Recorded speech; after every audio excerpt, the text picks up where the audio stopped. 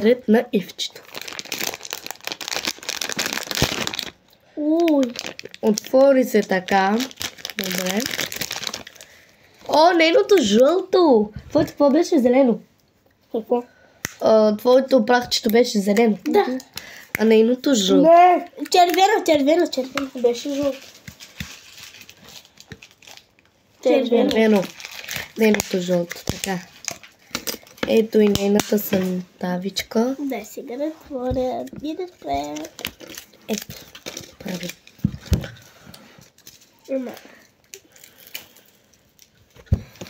Сега да си го сложи в тавичката, да се пържи. Не! Чакай, не. Запигвай. Дай го на нея, да. Опа! Давай, ето, бъркай си го. Бъркай си го. Ето, бързо. Давай. Хората. Това е истинско чудо. Браво. Стана.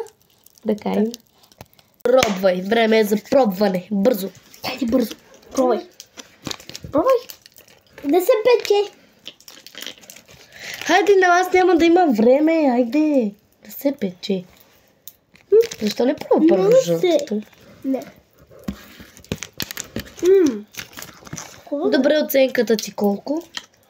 10. Добре. И хора, както цяло на мен аз съм последната.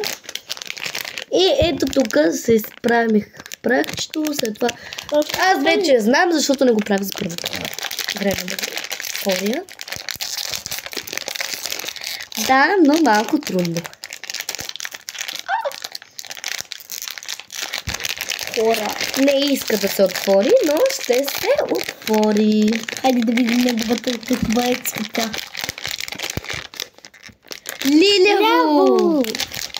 Добре, ето и самата тавичка, яйцето, а прахчето е моето лилево. Пък моята жълта не е червена. Я да видим как ще се чуе, хора.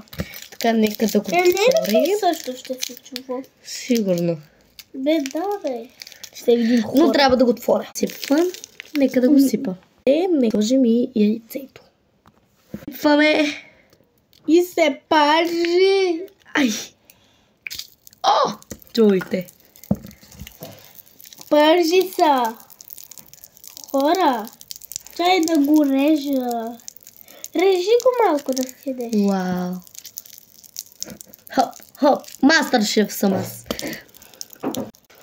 10 от 10.